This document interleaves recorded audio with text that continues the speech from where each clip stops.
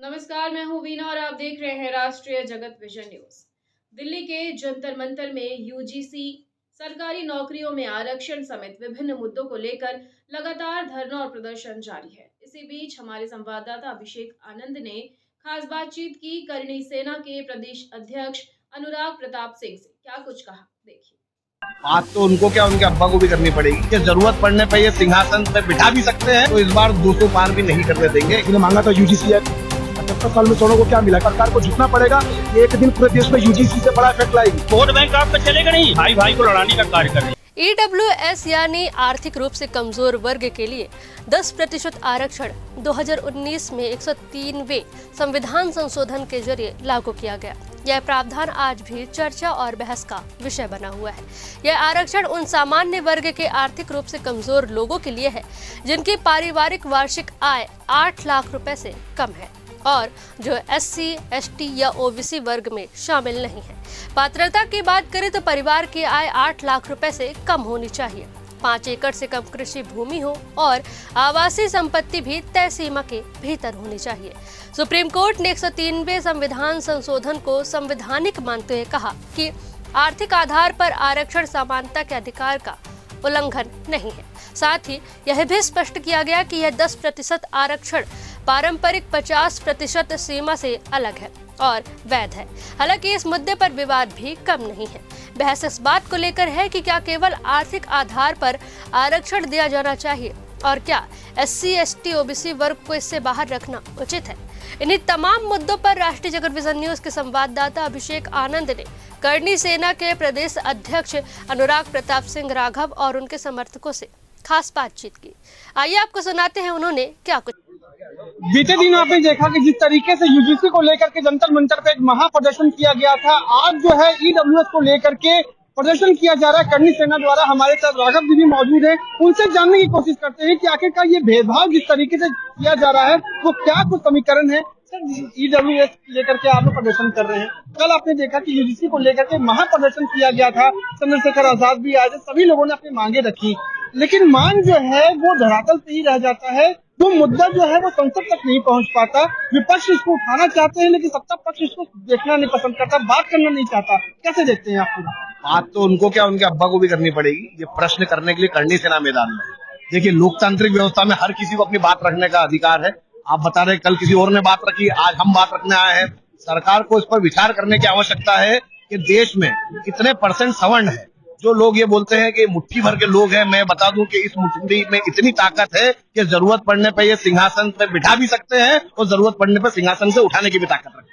लेकिन करणी सेना का मैं बराबर सुनता हूं कि इनका, आप लोगों का जो यूनिटी जो है, आप कोई भी मुद्दा उठाते हैं तो वो संसद तक पहुंचता है, बात पहुंचती है, लेकिन सरकार जो है इस पर इम्प्लीमेंट नहीं करता, उसको और दबाने की कोशिश करती है। तो आप लोग इसके अलावा जंतर मंतर पे आज आप लोग पहुंचे हैं और आगे कहाँ तक आपकी लड़ाई लड़ने वाली है? देखिए, हम करणी सेना है, हमारा साथ हर वो समाज देता है जिसको मालूम है, जिसको हम पे विश्वास है।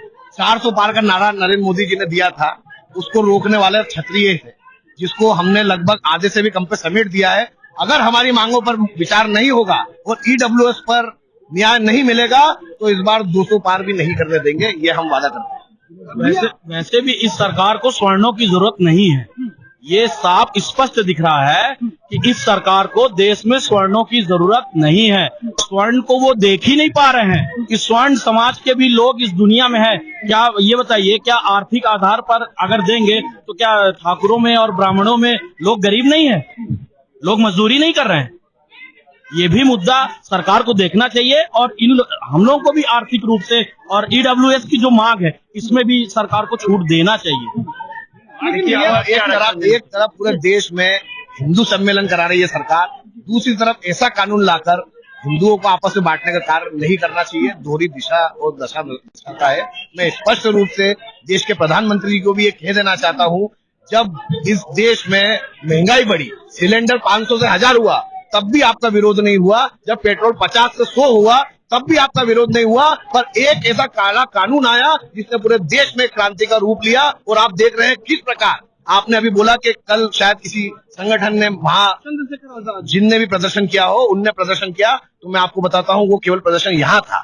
आपने देखा होगा कि सवर्ण समाज के साथ ओबीसी समाज के लोग भी हैं और दलित भाइयों ने भी इस चीज का समर्थन किया है कि हिंदुओं को बांटने वाला कानून किसी भी रूप में स्वीकार नहीं किया जाएगा। लेकिन भैया जिस तरीके से कैटेगराइज किया जाता है, जातिवाद जिस तरीके से किया जा रहा है, आपने देखा कि यूजीसी एक्ट में जो है उसमें भी कई सारे ऐसे प्रावधान लाए जा रहे हैं। 19 फरवरी को इसका 19 मार्च को इसका हियरिंग भी है सुप्रीम कोर्ट में। उसमें ये कहा जा रहा है कि नए इम्प्लीमेंटेशन किए जाएंगे, जो पहले से जो रूल है उसमें कई सारे ऐसे रूल और भी लाए जाएंगे। लेकिन आप लोगों को आपत्ति क्या है, पहले निर्णय पहले जान लें उसके बाद। लेकिन ये जातिवाद इस तरीके से क्यों होता है?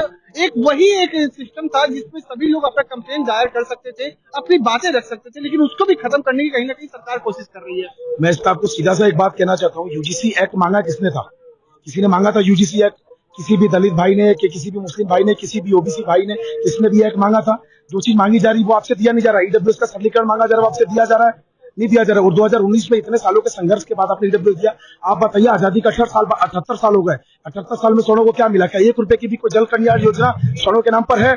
इस देश में नहीं है। एक वर्ग को 78 साल से आरक्षण दिया जा रहा है, दूसरे वर्ग को 30 साल से आरक्षण दिया जा रहा है, और सवर्णों को 7 साल से 10% मिला है। उसके अंदर भी हमको पूरा सरलीकरण नहीं किया गया है। आपको मालूम है 10% की ईडब्ल्यूएस में भागीदारी कितनी है? ईडब्ल्यूएस वर्ग की सिर्फ 2% की भागीदारी है। ये क्यों है? क्योंकि हमारी शर्तें इतनी जटिल है। उन शर्तों को हटाने की मांग करने को लेकर हम लोग यहाँ हैं। अगर ये शर्तें नहीं हटती है तो जैसे मध्य प्रदेश में जिले बाय जिले आंदोलन हो रहा है, एक दिन पूरे देश बाय देश होगा, सरकार को झुकना पड़ेगा और हमारी बात माननी पड़ेगी। लेकिन सरकार तो अपने ही बात पे अडिग है कि हम लोग जो कह रहे हैं वो इम्प्लीमेंट होगा। तो आप लोग सड़कों पे उतरते हैं, आवाज भी उठाते हैं, लेकिन कान तक नहीं पहुंचती है ये बात। संसद में भी, संसद जब चलता है, विपक्ष इसको उठाना चाहता है, लेकिन वो पटल पे ही रह जाता है। लगातार संसद रद्द भी होता है। मैं आपको बताता हूँ, इस देश में सबसे ज्यादा डर किसी राजनीतिक पार्टी, सारी राजनीतिक पार्टी को है ना, तो वो सवर्णों से ही है। मात्र 25% स्वर्ण रोड पे उतरे। सरकार ने कानून वापस लिया कि नहीं लिया? सरकार ने कानून वापस लिया ना। ऐसे ही अगर सरकार ये कानून अगर दोबारा उसमें कुछ नया इंप्लीमेंट करती है जो सड़कों के खिलाफ होगा, तो फिर ये सड़कों पर उतरेंगे। ये कानून तक कतई लागू नहीं होगा। और ईडब्ल्यूएस का सरलीकरण को, ये जो आप क्रांति देख रहे हैं, ये एक दिन पूरे देश में यूजीसी से बड़ा इफेक्ट लाएगी। तो सरकार को ये बात माननी पड़ेगी। तो देखा कि किस तरीके सरकार देश को बांट रही है। यूजीसी कानून लाके सरकार देश को बांट रही है। लास्ट में सबका ये है कि सरकार देश को बांट रही है। सरकार जन्म से ही हम लोगों को, सवर्ण को अपराधी मान लिया है। मतलब आपस में भाई भाई को लड़ाने का कार्य कर रही है। तो ये सरकार, मोदी सरकार की जो नीति है कि हम अपना वोट बैंक रिजर्व कर ले, 70% का जो कोटा है वोट बैंक का है। आपस में हम जो ओबीसी SC ST हैं, हम सब भाई भाई हैं। जितने हम लोग आंदोलन कर रहे हैं उसमें सबका समर्थन है। तो मैं तो ये सरकार से कहना चाहता हूँ कि ये वोट बैंक आपका चलेगा नहीं। ये सवर्ण है, वो सवर्ण आपको लेके आया गद्दी में। आने वाले समय में 2027 में यदि मेरा यूजीसी कानून यदि लागू होता है तो मेरे जो भाई हैं उनका, आप जो इसमें उनके प्रावधान रखे गए हैं बिना शर्त के, उसमें शर्त ये हो कि हमें सुरक्षा क्या दे रहे हैं हमारे सवर्ण वर्गों के लिए, इसके बाद लागू हो। अन्यथा यदि लागू हुआ तो हम सरकार की कुर्सी हिलाएंगे और नहीं उग्र आंदोलन होगा। अभी तो हम लोग शांति तरीके से आंदोलन कर रहे हैं। तो मेरी सरकार से यही मांग है कि जल्द से जल्द ईडब्ल्यूएस और यूजीसी पे विचार करें और तत्काल अपना बिल वापस करें।